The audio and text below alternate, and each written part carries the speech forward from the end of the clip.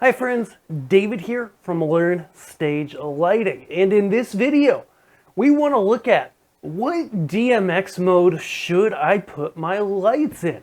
Now if that isn't a broad question, I don't know what is.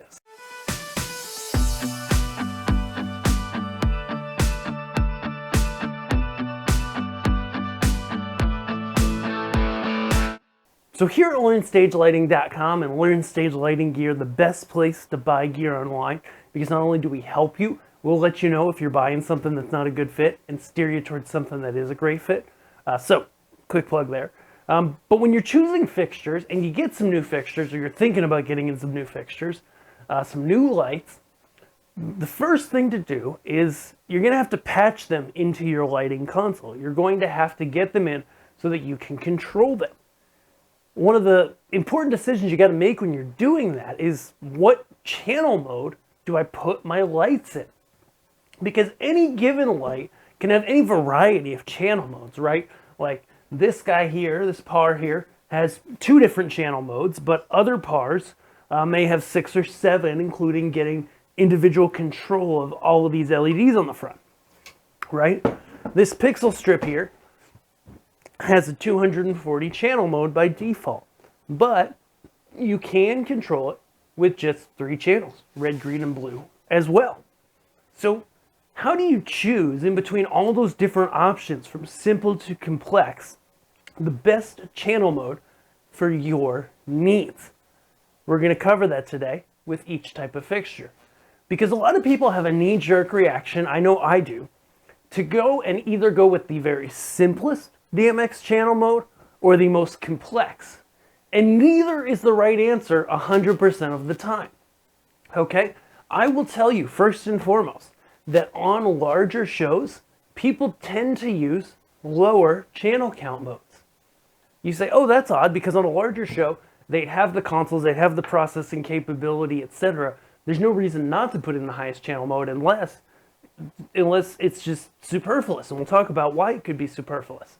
So, plus superfluous is a great word. So, channel modes. Coming with the simplest, we have pars or wash lights, okay, like this one. Okay, as an example, you may have, for this fixture, say we're controlling all of the LEDs in the lens together. Okay, just a regular mode. You may have for yourself a simple channel mode, okay? Like, for example, this is a lime par. It's a 6-color par. This is from Gamma. And it's red, green, blue, lime, amber, and cyan. 6 colors. So it could have a 6-channel mode. That would be each color, 0 to 255 or 0 to 100%, and be able to control each color. Okay? That can work well, but if you're not on a console that will create a dimmer channel automatically, then that's going to be a bad choice, because you won't be able to get intensity control over that whole fixture. Now, most modern consoles or software have the ability to make a virtual dimmer on a mode like that only has color channels, so that's not typically a worry. However, sometimes, still, if you're fading, let's see, blues at 20% and reds at 100%, and you start fading them down and having the console do the virtual dimmer, a lot of times it's not quite as smooth as to if you went to a 7-channel mode, where you had a master dimmer and then all the channels. Or maybe there's a dimmer and a strobe and all the channels. Okay, so these are things to think about. In any type of fixture, but particularly LED wash type fixtures, you want to think about, okay, out of those extra channels besides just the colors, do I want the ability to have a strobe channel, or will I just create that with my console's effects engine? A lot of times you can make everything strobe and sync easily with an effects engine, but doing a random strobe effect where all the fixtures are at a random strobe setting is going to be easier just using the strobe channel. It's going to be quicker a lot of the time. Okay, and somebody's going to argue with me on that in the comments. Next you say, okay, things like automated macros. You probably won't use those. I don't use those a lot, but they're there. So if you have a mode that just adds those, you might not go with it. Okay. What about individual pixel control? What about if this fixture has the ability to have 6 by 1, 2, 3, 4, 5, 6, 7? Okay, so now that becomes a DMX profile that's 6 channels by 7 segments. Well, 6x7 is 42, add maybe some dimmers for each segment or overall, and you can see how this goes from like a 7-channel fixture to a 42-channel fixture. Now you're going from, a 42-channel fixture, you can only put, what, 11 or 12 of those on a DMX universe before you've got to do a new DMX universe. That's where you've got to ask yourself the question, when you're breaking down fixtures into cells, whether it be a par like this, a strip light like this, or even a strip light that has the bigger LEDs like this, but it's a longer bar, maybe a 6 or 12 or an 18. When you've got those and you're thinking about breaking them up more and more and more, you do need to think, okay, does it matter for the type of content, the type of program I'm going to be doing? Meaning, in my show, is someone actually going to be able to notice when there's a sweep across the lens of this white light and they change individually in each row and by each LED, as opposed to the whole fixture just changing as one individual light, okay? Same with the strip light. Is that going to be noticeable, one, from the audience? Meaning, is it a small enough space that they'll actually be able to see that?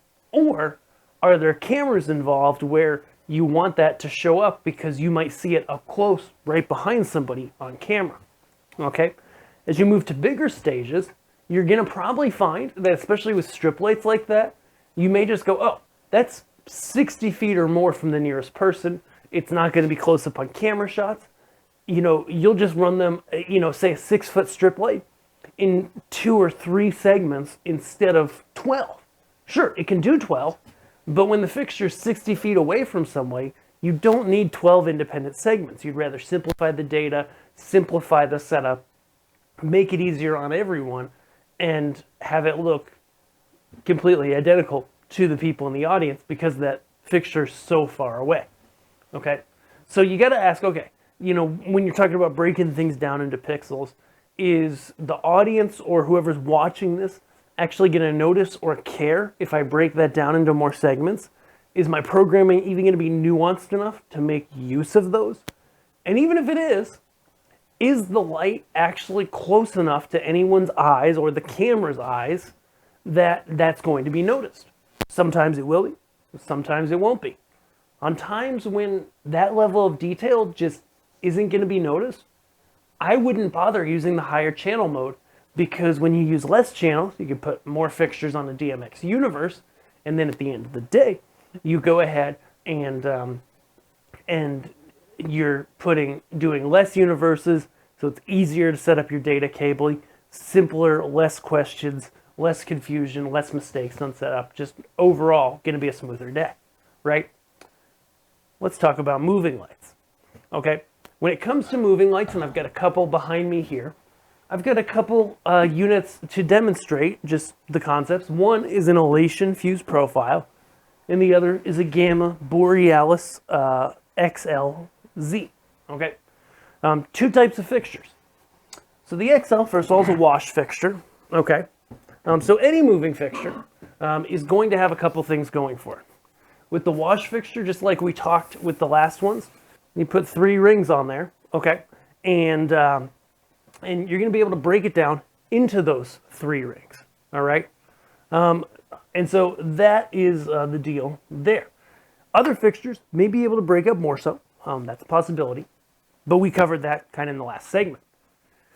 What you've got in other segments are, you've got pan and tilt. Most fixtures that are above, kind of DJ very, very base level will be able to have 2 channels for pan and tilt or 16-bit. That's going to give you smoother movement when the fixture's moving. I would recommend doing that anytime you see it. That's just a no-brainer on my mind. What is a little bit less of a no-brainer are things like 16-bit color control. This fixture offers it, and yeah, I noticed the difference, but if you're lighting some bands on a county fair, maybe you simplify it down and can fit within less universes. Sometimes that's going to be the answer. Sometimes you might not care about that 16-bit color control, etc. Okay, and then that also extends to something like this fuse, which I'm not going to pick up because it's a heavier fixture. It's going to have framing shutters. They're going to have the ability oftentimes to do 16-bit control. Do you need that level of control? Or do you not use the framing shutters a lot or not exactly? Okay. You know, when it comes down to other features, a lot of the Elation and ADJ models now offer the ability, if it's a color mixing fixture, to put it into a CMY mode. Okay, so CMY and RGB are different color mixing fixtures, and fixtures, just as a last note, like this fuse profile, are an RGB source. Is actually an RGB mint and amber source, okay? And it's able to color mix pretty much any color. But a lot of times, it's quicker and easier just to mix in CMY if that's what you're used to doing, or if you have other CMY fixtures. And in that case, you might choose a CMY mode. Not only that, on most lighting consoles, including Onyx, Hog, I think MA3 might have 5 encoders, but the wheels on the console that you use to mix the colors, more often than not, there's 4, right? And so when you get into 5 colors or more that you're mixing in a color mixing engine like RGB, mint, and amber, when you do that, now you have to remember, in order to mix your color, you have to go to the next page of encoders every time you want to touch that color, and it's a lot less efficient. So that's where a CMY mode for a fixture that's not a CMY engine might make sense for you. Because ultimately, you know, they have statistics on this. You can hit a really high percentage of colors, but it makes your life easier because it's only 3 colors to mix. It's something you're used to if you've done CMY work before, which was, you know, the way to do it before color mix the LEDs hit the scene, and it might make sense for you. So I hope this helps. No, it's not going to tell you immediately, oh, I need 26 channel mode, but it should help you really be able to determine what's going on and how in the world the best way to do things are. Okay, so what I recommend to you is watch this video, think to yourself, okay, what features are essential, what are not essential to me? And then look at the modes. Say, okay, this mode offers me more segments of control, but not that high 16-bit resolution. Or this one offers me 16-bit resolution, but not the high control. And then you can find the one that fits your needs next. As always, there is no one-size-fits-all answer, but I hope this video has helped you to quickly understand the difference between different DMX modes and how to choose the right one for you. If you're brand new to lighting, head over to LearnStageLighting.com, grab our free guide. It's going to teach you how to begin with lighting, and then be sure to subscribe here so we can see you in the next video. Thanks.